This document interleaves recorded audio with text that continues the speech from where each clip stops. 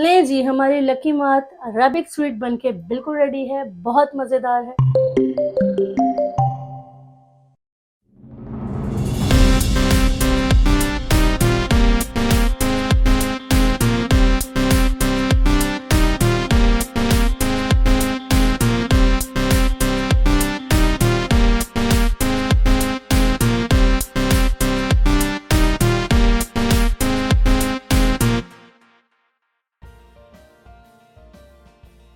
अस्सलाम वालेकुम जी, कैसे हैं आप सब लोग। Welcome to my channel Sidra's kitchen. उम्मीद करती हूँ सब ठीक ठाक होंगे। एक और मज़ेदार सी रेसिपी के साथ आपके सामने हाजिर हूँ, जो कि यहाँ की बहुत ही मज़ेदार लोकल स्वीट है, जिसको हम लकीमात बोलते हैं। और ये बहुत ही मज़ेदार होती है। ये बाहर जब भी आप जाएँ इस मौसम में, बाहर आपको गर्मा गर्म लाजमी है, हर जगह पे आपको खाने के लिए मिलती है। तो मैंने सोचा कि आप लोगों के साथ भी आज ये शेयर किया जाए। इसके दो सेक्टर्स हैं, दो सेक्शंस हैं। एक में लुकीमात की जो लुकीमात बनती है और एक में इसकी सिरप बनता है।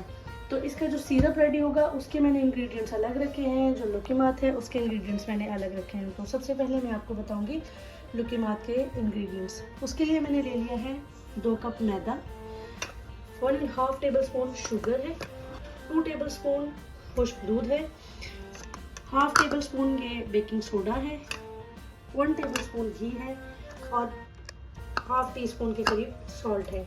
ये था हमारा लकीमात का इंग्रेडिएंट्स। अब हम जाएंगे इसके सिरप के इंग्रेडिएंट्स की तरफ। सिरप के इंग्रेडिएंट्स के लिए है मेरे पास 2 कप मेरे पास शुगर के हैं, चीनी है, 1 टेबल स्पून इसमें जाएगा नींबू का रस, ये है जी कार्डेमम पाउडर, यानी कि इलायची का पाउडर। आपके पास पाउडर नहीं है, आप साबुत भी डाल सकते हैं, कोई बात नहीं है, ये आपकी चॉइस पे है। और ये है 1 टेबल स्पून शक्कर, और साथ में जाएगा इसके थोड़ा सा वनीला एसेंस। तो हमें सबसे पहले ये जो इसका सिरप है इसको रेडी कर लेना है। तो चलिए इसको रेडी करते हैं। सिरप के लिए मैंने 1 कप पानी लिया है और 1 कप ही इसमें शुगर ऐड कर दूंगी।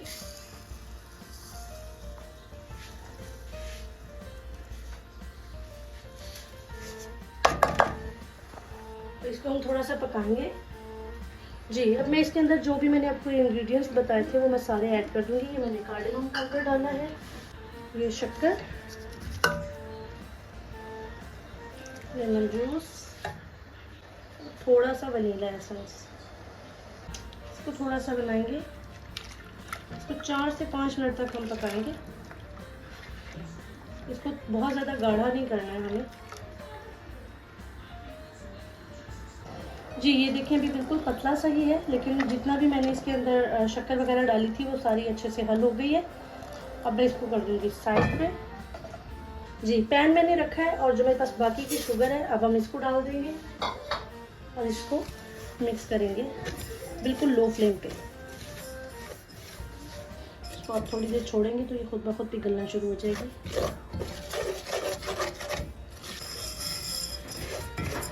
जी देखिए चीनी पिघलना शुरू हो गई है। थोड़ा सा टाइम लगता है, ये पेशेंस के साथ बिल्कुल आपको करना पड़ता है ये काम कुकिंग का। तो इसको हम थोड़ा सा और पिघलाते हैं। देखिए जनाब शुगर हमारी अच्छे से सारी पिघल चुकी है और अब हम इसके अंदर जो मैंने सिरप बनाया था हम उसको ऐड कर देंगे।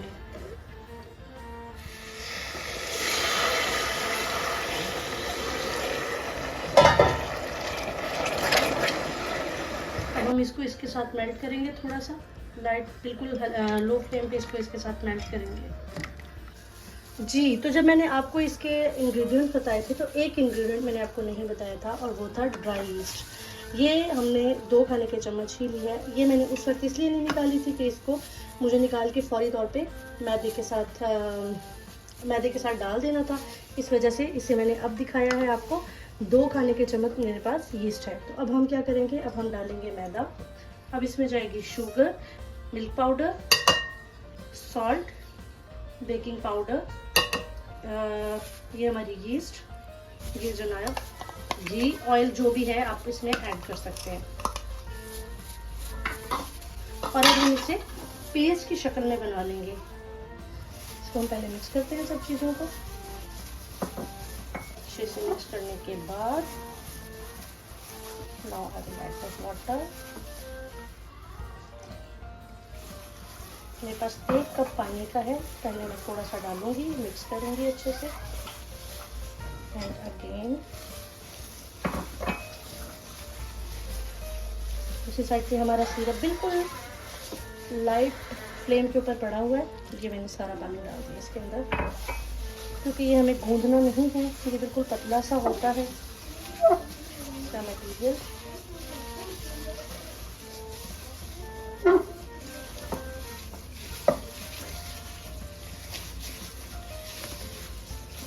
तो मिक्स करें।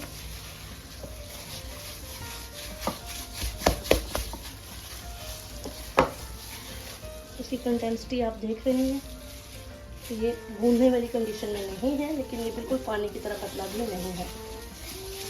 अब मैं इसको तकरीबन 10 से 15 मिनट के लिए छोड़ूंगी, ताकि जो हमने यीस्ट डाली है वो अच्छे से राइज हो जाए, ये डबल इन साइज हो जाए, तो फिर मैं इसके लकी मार्क लगाती हूँ। अब मैं इसको कर दूंगी रैप, ताकि इसकी जो नमी है वो बरकरार रहे, और फिर हम इसको तकरीबन 20 मिनट के बाद 10 से 15 मिनट लगेंगे इसको एवेपोरेट होने में।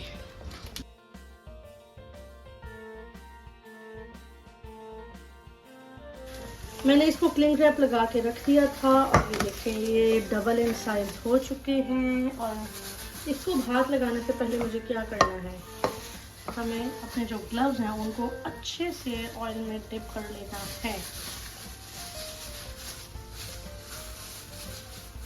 और चूंकि ये डीप फ्राई होते हैं, तो मैंने ऑलरेडी कढ़ाई में तेल डाल के उसको ऊपर रख दिया है। ये देखिए,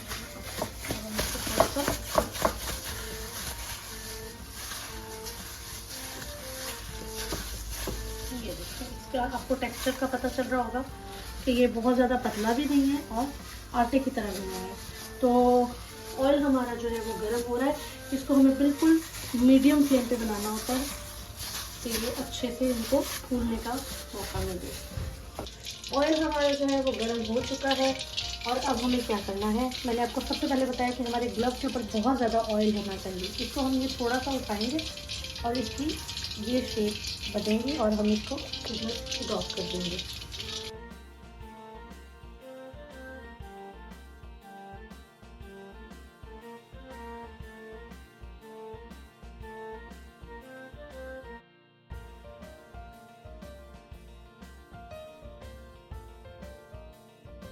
और इसको हमें प्रॉपर चलाते रहना, ताकि ये इवन जो है वो गोल्डन हो सके।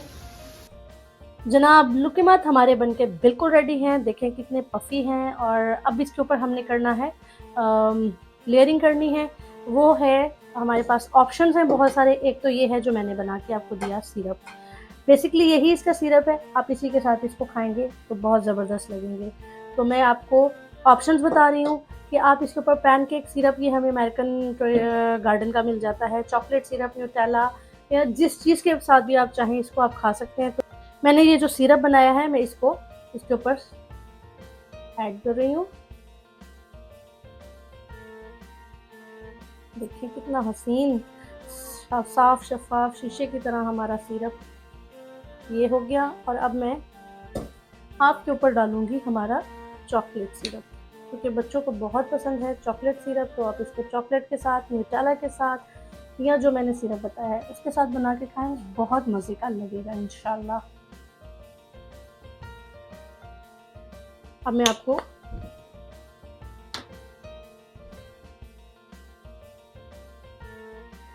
आपको खोल के दिखाती हूँ कि ये बेसिकली इसके जो टेक्सचर है वो क्या है। ये देखिए, ये साउंड आ रहा होगा आपको शायद, और ये बहुत ज़्यादा पफी है अंदर से, और ये बहुत ही मज़ेदार है। आपको ये रेसिपी कैसी लगी मुझे ज़रूर बताइएगा। मेरे चैनल सिद्रास किचन को लाजमी सब्सक्राइब करें, लाइक करें, शेयर करें, कमेंट करें, और अपना बहुत ख्याल रखें। नेक्स्ट रेसिपी के साथ आपके सामने आती हूँ। अपना बहुत ख्याल रखिएगा। अल्लाह हाफ़िज़।